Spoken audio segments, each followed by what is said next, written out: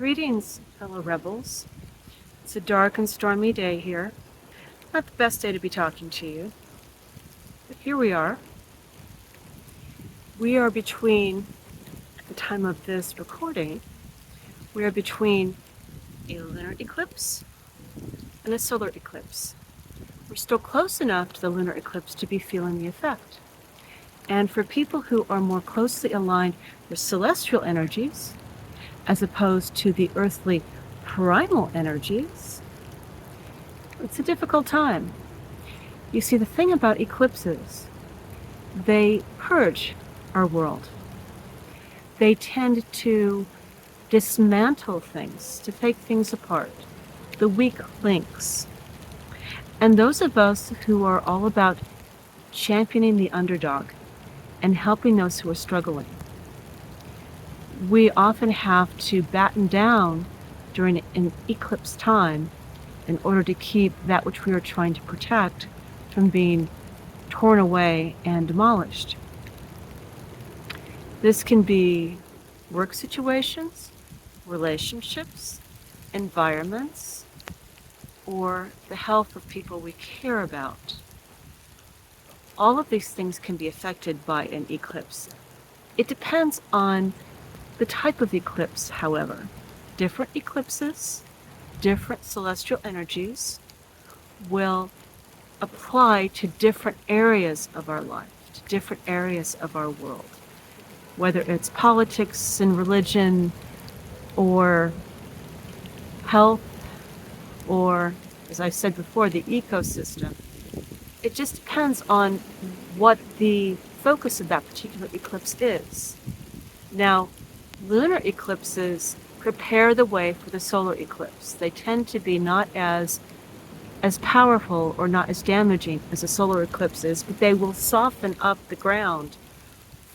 As I said, prepare the passage for what will soon occur several weeks later with the solar eclipse.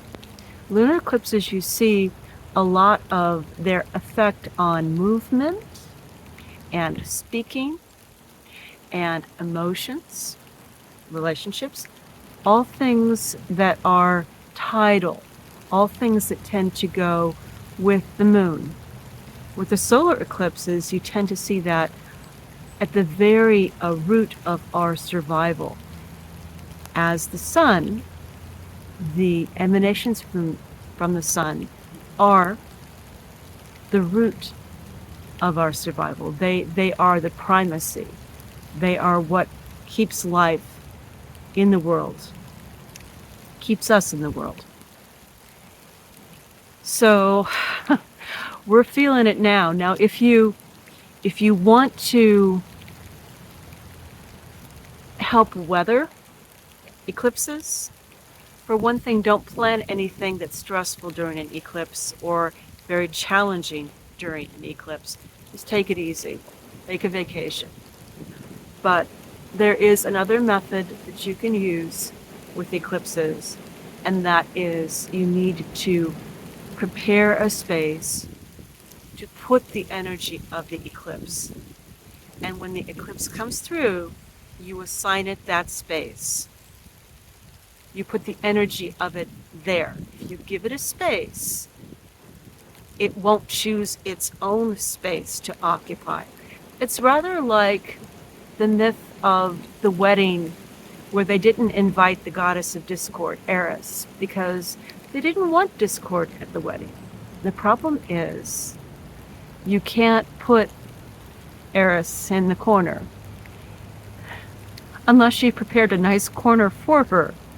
She showed up anyway, and without a space prepared for her to be, without any allocation for her, without any preparation for her to be there, she chose her own space and disrupted everything.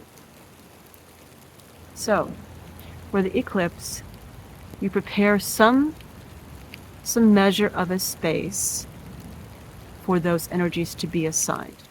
And when you feel the eclipse energy, send that energy where it is not desired into the space you have prepared for it. Now, eclipses can be quite useful in getting rid of what you don't need, in getting rid of where the time for that is done, whatever that is, and it needs to be released and recycled. For that purpose, eclipses are wonderful. There is nothing that is in creation that doesn't have a purpose. It's up to us to find that purpose and maximize it. Therefore, eclipses, useful and dangerous. So, here we are, and welcome to the woods.